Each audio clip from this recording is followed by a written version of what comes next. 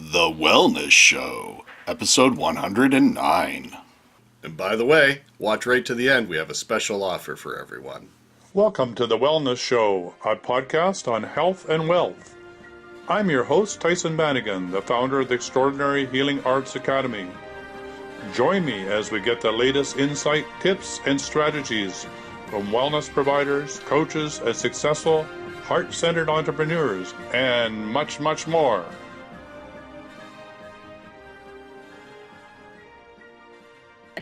Welcome to The Wellness Show, and we have Lisa Carberry back again, the wandering mystic shaman on the road, in the car, out of the car, with her dog on her adventure of a lifetime.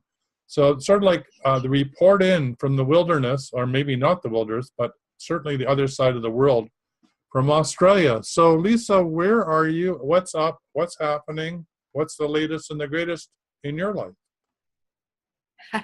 Well, it's good to be back, Tyson, and I'm grateful to have this opportunity once again.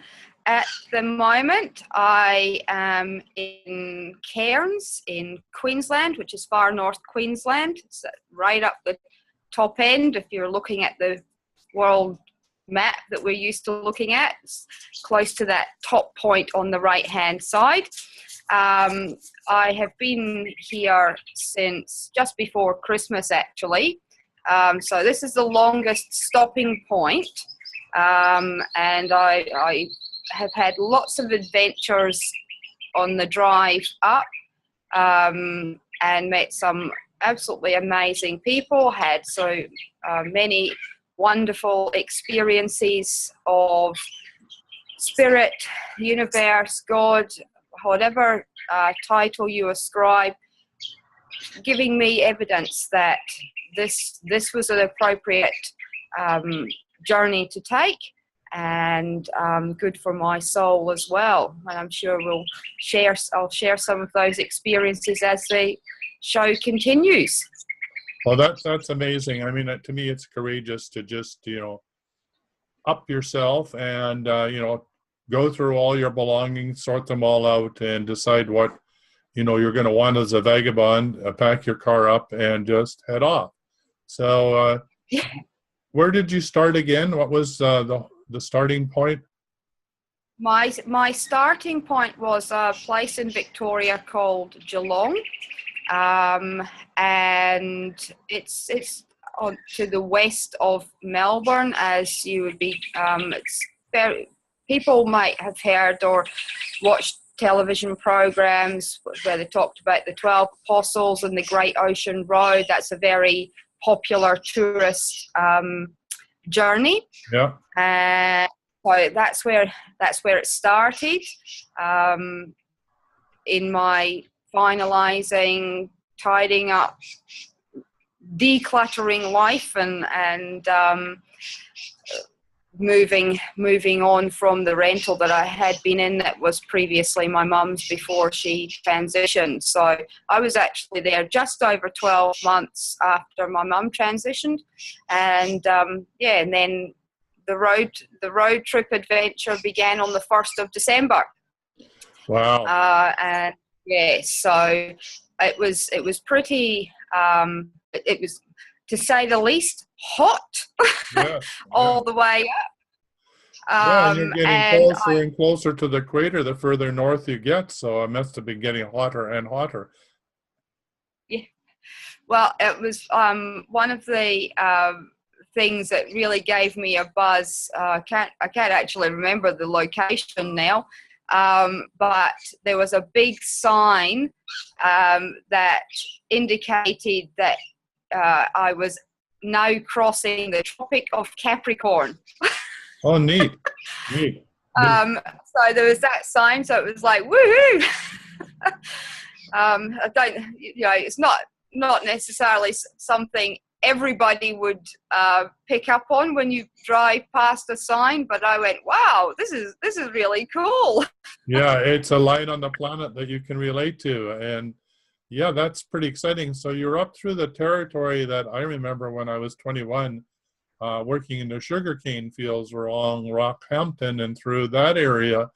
So I know a bit of that. I never did get to Cairns, but I did love that coast and the Great Barrier Reef. And the time I was able to go out on the reef, it really is quite amazing along the shoreline there. And just endless beach for miles and miles and miles. And of course, mangrove swamps too, you know.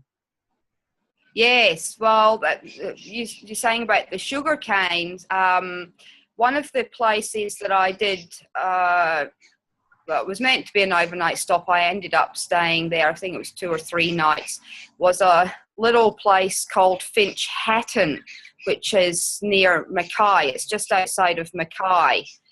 And that was just such a beautiful, peaceful, tranquil area. And I was in full moon energy at the time. I travelled before I arrived there, I had travelled from a place called Gingin, which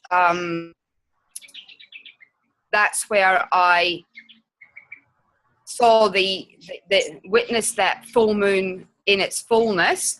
So I was traveling, I was journeying under the light of the full moon.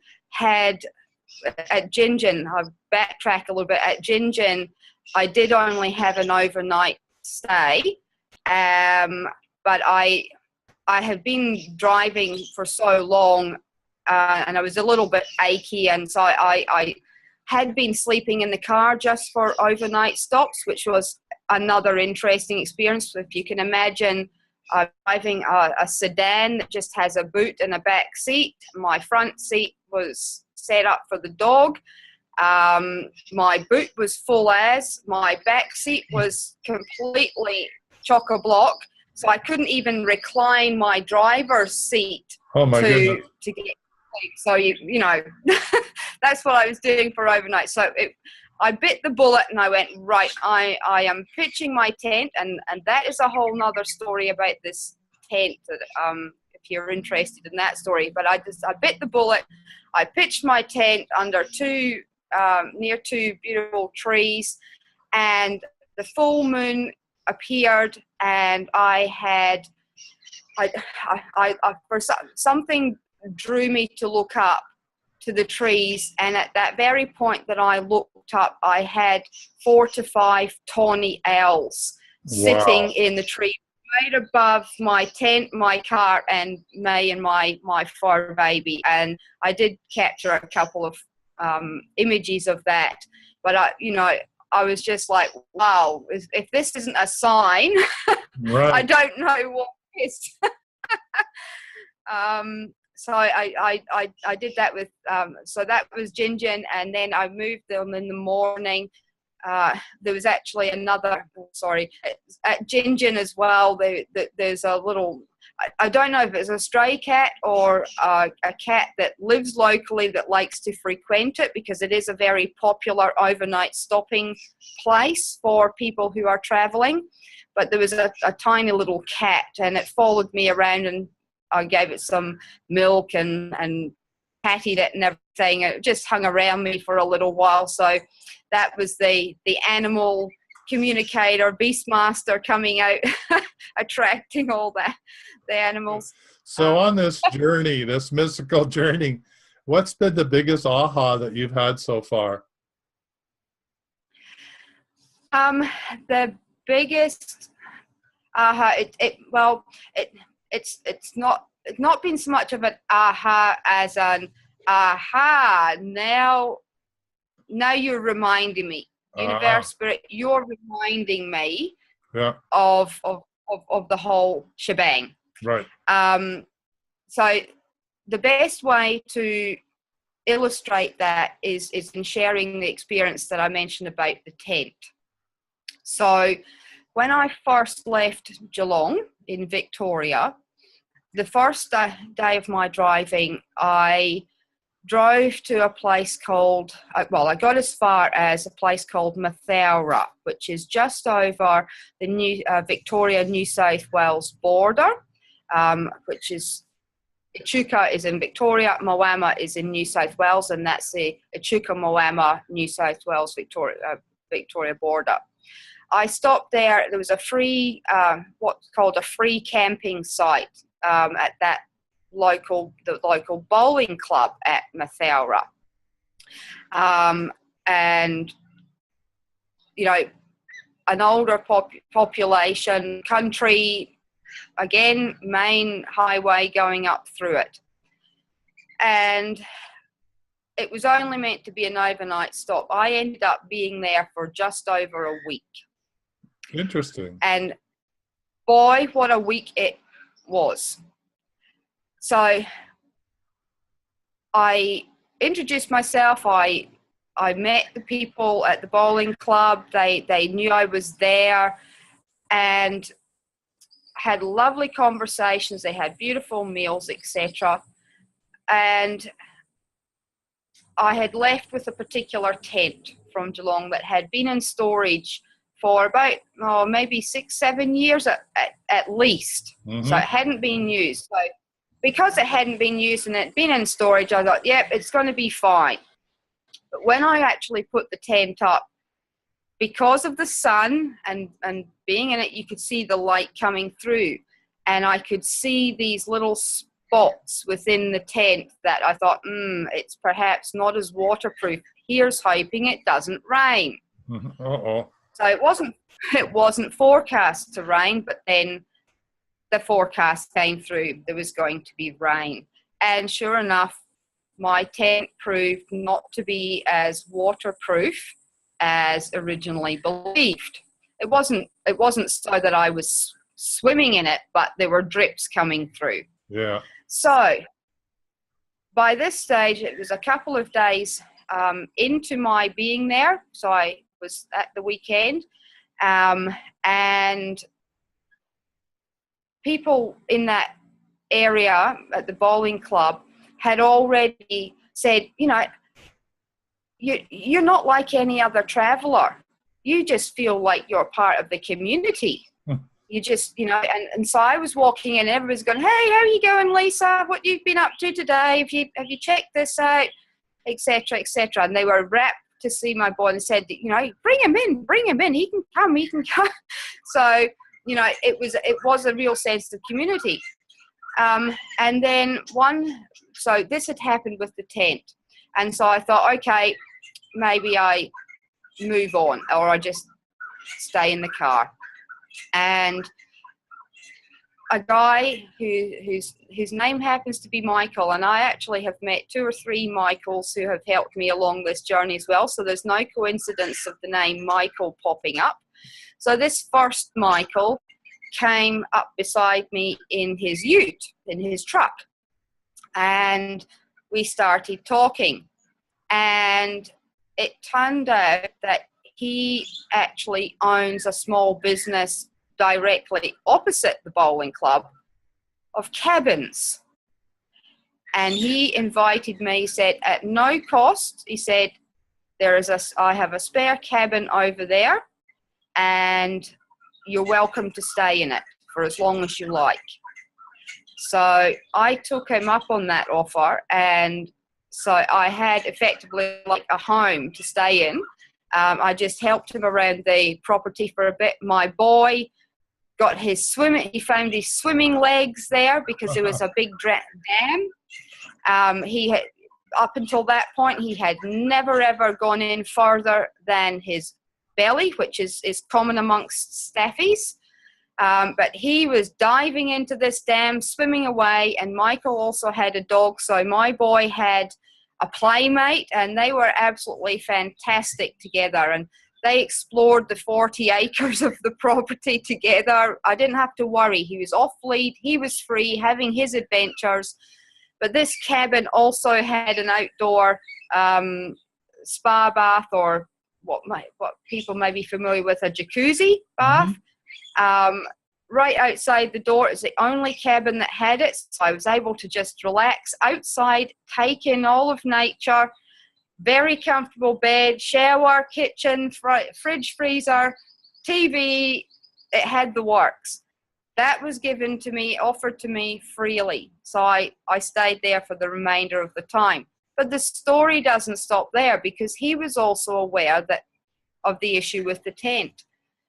And basically, to cut a long story short, because I could go on, he took me to a camping store and he bought me a brand new tent to help me to continue my journey.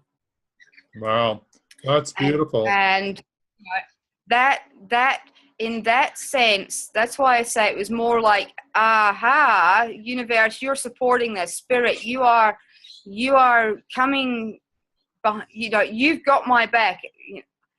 So there was I guess, a greater, a deeper understanding or level of trusting that all is well, and that whatever needs or desires, all of them are met in this moment now.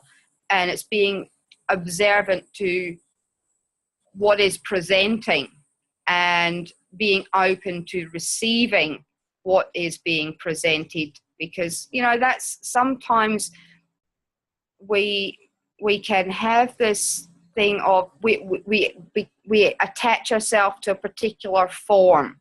So, I could have attached myself to the thing of the tent and all the rest of it, and thought, oh no, I've just got to get a tent. But because I was open to just saying, okay, my tent's not waterproof, gonna have to do something about it, but I, don't have at that point, didn't have the financial resources to just go, boom, I'm going to go and get a new tent. It was just like, okay, hand it over, something will come along. And, within that very, very moment, that's when the truck came up and I got offered the cabin, and then the tent flowed in from that. So that's a point to consider as well. So that's a really good one. So for the listeners out there, do you have any particular way, Lisa, that you do surrender to the moment? The human mind wants to jump in and say, oh my God, I got a tent that leaks and we have to go do something and don't have money and blah, blah, blah. And it's off on the whole story. How do you deal with that? How do you calm yourself down, or did you have a technique, or just came natural, or to be in the moment, just allow the universe to show up and deliver your needs? Well, in many respects, because I've sort of dealt with this for quite some time, in linear time, at least, it comes reasonably naturally to me that, I have the moment of, oh no, this is great. That's human. Yeah. That's what is part of being human. But it was like, take the deep breath, calm, and just go, no, everything's okay. And it, one of the things that I do affirm in moments of moments like that is all my needs and desires are met in this moment now. So it is, so be it, and it is so. And just doing that, and then just letting it go, and refocusing on something else, admiring a tree, or playing with my boy, or something that then took my monkey mind out of the dwelling on the situation and the circumstance, and that is another technique when you're beginning to feel overwhelmed by various things, is to refocus on something that gets that mind doing something else, busy doing something else, busy focusing on something else. So it was really that gratitude that really helped then too, right? Is to get you out of the monkey mind, was the gratitude that the divine would show up or the flow would happen, and just letting it go. Yes, and gratitude is extremely important. I've lost count of the number of times I've ever said thank you. Yeah. But you don't necessarily have to verbalize thank you. You can just feel the gratitude, because the feeling component of it, because emotions and feelings are part of this human experience, that feeling component also serves to shift things at a cellular level, at a vibrational level. So finding the gratitude in the simplest of experiences or observations, shall we say. I was just trying to sort of remember what the thing was. It actually, yes, that was what sort of I refocused on. I went, when I'd noticed the thing about the tent, I went down to a beautiful bushland area called Picnic Point, and spent time down the water, with playing with my boy. That took me away from the tent. It took me away from the thoughts of what, the mind working, how are you going to solve this? Because at the end of the day, it wasn't going to be the mind that solved it. It was spirit and the universe that was going to solve this problem, or perceived problem at the time. So that has been one great continuing lesson. No matter where I have stopped, there has always been something to be grateful for. There has always been support provided. This place at Finch Hatton, just outside of Mackay, that place allowed me to have my tent, and even though it was a new tent by this stage, the way it was set up was that there was a partial enclosure above. So if there was rain, the new tent wouldn't get as wet, or the dew or anything like that. It was also enclosed, so if I wanted to let my boy off to roam free, he had a bit of a space to run in. But as it transpired, I had a bubbling creek on one side, and I was in the valley and looked up to the mountains on the other side, and I had the entire place to myself, except for the cane toads and the mosquitoes and things. But but it was so peaceful. And again, that place, I was again running low on the financial component, and it turned out that this place was a donation base. So there was a cost involved, but it was, you could donate what you could afford or what you felt its value was worth to you. So that again was another form of support from the universe, from spirit, because I was then able to look at what funds I had and go, okay, well, what do I need to get me a little bit further on the trip? But also, what can I contribute to honour this service provision? And everywhere I stopped has just been so peaceful and tranquil, and prepared me for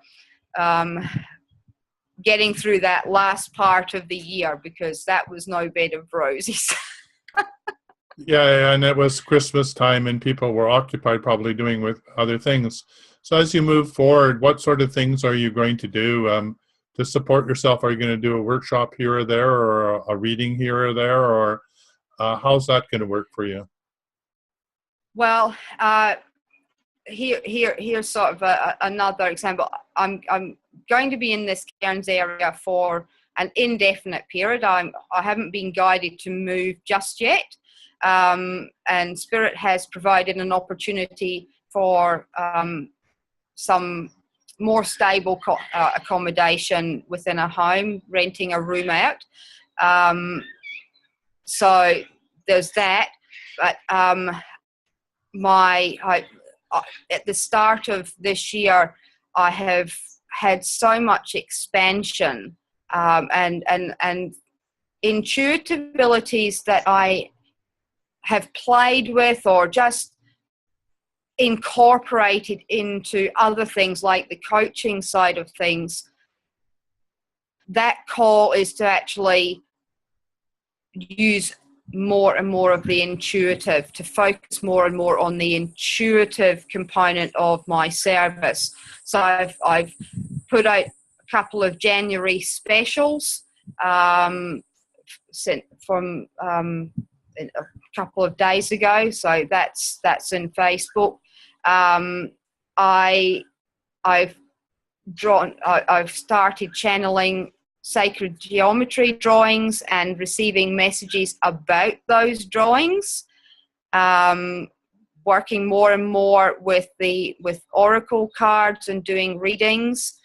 So that's what I'm working with at the moment, and that will be what I will use to support from here on in. But I did a complete revamp of my Facebook business page. I've updated a couple of things on my website. I'm going to be doing a complete revamp of my website, actually, but to include the intuitive more than the coaching side. It's not that the coaching won't be still available, but I'm going to be promoting that which I've already been working with, and I'm just going to be focusing more on that. All right. Well, we're at the end of the show. We're just on the money now. I have to say goodbye. We're going to catch you next month on this endless journey. And thank you for tuning in. Some very hot tips to help people stay focused in their heart as they move through their lives. So thank you, Lisa. It was wonderful to see you. Thank you, Tyson. And it's been an honor and a privilege, as I say, and I look forward to the next time. And if you want, I can post some of the information about those specials on the wellness show, or share it with your listeners. Yeah, send it along and we'll put it in the show notes. So be well on your journey. Lots of love to you and your boy. And we'll be tuning in with you in about 30 days from now. Thank you, Tyson. Have a blessed day. Yeah, bye for now. Bye. For quality online wellness products, courses, and services, visit our sponsors, thewellnessstore.ca and the Extraordinary Healing Arts Academy located at thewellnessacademy.ca. To stay in touch, visit us at thewellnessshow.ca. And until next time, be healthy, wealthy, and wise. Hey, thanks for watching right through to the end. We do appreciate you here at The Wellness Show. And to show our appreciation at this wonderful time of year, we're going to be giving away a $50 gift certificate over the next 12 episodes. And at the end of the 12 episodes, we'll be giving a $500 grand prize gift certificate that you can spend at either the Wellness Store or the Extraordinary Healing Arts Academy. Now, how do I get in to win this? Simple. Like, share, comment, or subscribe to our channel, and then come over to our Facebook page, The Wellness Show, and let us know that you did so.